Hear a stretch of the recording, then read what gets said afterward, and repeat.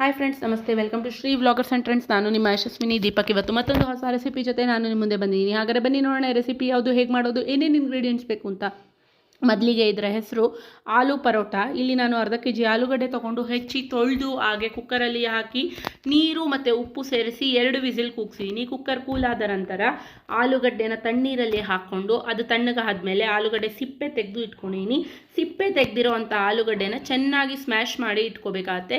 ಈಗ ನೋಡಿ, ಸ್ಮ್ಯಾಶ್ ಮಾಡಿರೋ ಆಲೂಗಡ್ಡೆನ ಒಂದು ಪಾತ್ರೆಗೆ ಬಗ್ಗಿಸ್ಕೊಂಡು ಆ ಪಾತ್ರೆಗೆ ನಂತರ ಏನೇನು ಇಂಗ್ರೀಡಿಯೆಂಟ್ಸ್ ಸೇರಿಸ್ಬೇಕಂತ ನೋಡ್ಕೊಂಡು ಹೋಗೋಣ. ಮೊದಲಿಗೆ ನೀವು ಆಲೂಗಡ್ಡೆ ಹಾಕಿದ ನಂತರ 3 ಈರುಳ್ಳಿಗಳನ್ನ ತುರಿದು ಅಥವಾ ಹೆಚ್ಚಿ ಹಾಕೋಬೋದು. ನಾನಿಲ್ಲಿ 2 ಈರುಳ್ಳಿ ತುರಿದು ಹಾಗೆ 1 ಈರುಳ್ಳಿ ಹೆಚ್ಚಿ ಹಾಕ್ತಾ ಇದ್ದೀನಿ. ಬಿಕಾಸ್ ಎರಡೂ ಥರ ನನಗೆ ಈಸಿ ಆಗುತ್ತೆ, ಅದು ಒಬ್ಬರ ಥರ ತಟ್ಟಲಿಕ್ಕೆ ಅಥವಾ ಒತ್ತಲಿಕ್ಕೆ. ನಂತರ ಸ್ವಲ್ಪ ಕೊತ್ತಂಬರಿ ಸೊಪ್ಪನ್ನ ತೊಗೊಂಡು ತೊಳೆದು ಹೆಚ್ಚಿ ಹಾಕಿದ್ದೀನಿ. 2 ಹಸಿಮೆಣಸಿನ್ಕಾಯಿಗಳನ್ನ ಸಣ್ಣದಾಗಿ ಹೆಚ್ಚಿ ಹಾಕಿದ್ದೀನಿ. 1/4 ಟೇಬಲ್ ಸ್ಪೂನ್ ಆಗುವಷ್ಟು ಗರಂ ಮಸಾಲಾನ ಸೇರಿಸ್ತಾ ಇದ್ದೀನಿ ಫ್ರೆಂಡ್ಸ್. ಇದಾದ ನಂತರ 1 ಟೇಬಲ್ ಸ್ಪೂನ್ ಅಷ್ಟು ಅಚ್ಕಾರದ ಪುಡಿ ಹಾಕ್ತಾ ಇದ್ದೀನಿ. ಖಾರದ ಪುಡಿ ಕಮ್ಮಿ ಹಾಕ್ಕೊಂಡ್ರೆ ನಿಮಗೆ ಈಸಿ ಆಗುತ್ತೆ, ಯಾಕಂದರೆ ಹಸಿಮೆಣಸಿನ್ಕಾಯಲ್ಲಿ ಕೂಡ ಖಾರ ಇರುತ್ತೆ, ನೋಡ್ಕೊಂಡು ಹಾಕ್ಕೊಳ್ಳಿ. 1/4 ಟೇಬಲ್ ಸ್ಪೂನ್ ಅಷ್ಟು ಅರಿಶಿನ ಸೇರಿಸ್ಕೊಳ್ಳಿ. ನಂತರ ರುಚಿಗೆ ತಕ್ಕಷ್ಟು ಉಪ್ಪು ಕೂಡ ನೋಡ್ಕೊಂಡು ಸೇರಿಸಿ. ಈಗ ಹಿಂದೆ ಆಲೂಗಡ್ಡೆ ಬೇಯುವಾಗ ಕೂಡ ಹಾಕಿದ್ದೀರಾ. 1/4 ಟೇಬಲ್ ಸ್ಪೂನ್ ಸಕ್ಕರೆ ಸೇರಿಸಿ ಇದನ್ನೆಲ್ಲ ಚೆನ್ನಾಗಿ ಮಿಶ್ರಣ ಮಾಡಿಕೊಳ್ಳಿ. ಮಿಕ್ಸ್ ಆದ ನಂತರ ಫ್ರೆಂಡ್ಸ್ ಈ ಥರ ಪಲ್ಯ ಸಿದ್ಧ ಆಗುತ್ತೆ ನಿಮಗೆ.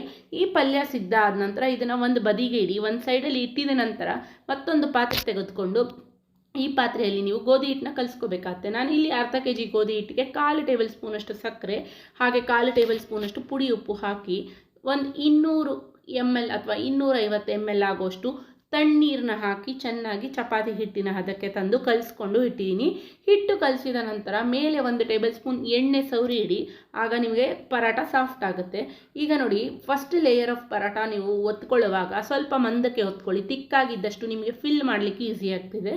ಈಗ ಆಲೂಗಡ್ಡೆ ಸ್ಟಫಿಂಗ್ನ ಅದರಲ್ಲಿಟ್ಟು ಈಗ ನೀವು ಒಬ್ಬಟ್ಟು ಕಣಕ ಹೂರಣ ಹೇಗೆ ಫಿಲ್ ಮಾಡ್ತೀರೋ ಆ ಥರ ಇದನ್ನು ಕೂಡ ಫಿಲ್ ಮಾಡ್ಕೊಳ್ಳಿ. ನೀಟಾಗಿ ಕ್ಲೋಸ್ ಆಗಬೇಕಿದು. ಇದು ಕ್ಲೋಸ್ ಆದ ನಂತರ ರೌಂಡ್ ಶೇಪಿಗೆ ತಂದ್ಕೊಳ್ಳಿ. ನೋಡಿ, ರೌಂಡ್ ಶೇಪಿಗೆ ತಂದ ನಂತರ ಇದನ್ನು ನೀವು ಲಟ್ಟಣಿಗೆಯಿಂದ ತಟ್ಟಲಿಕ್ಕಾದರೂ, ಕೈಯಿಂದ ತಟ್ಟಲಿಕ್ಕಾದರೂ ಬರುತ್ತೆ, ಲಟ್ಟಣಿಗೆಯಿಂದ ಒತ್ತಲಿಕ್ಕಾದರೂ ಬರುತ್ತೆ.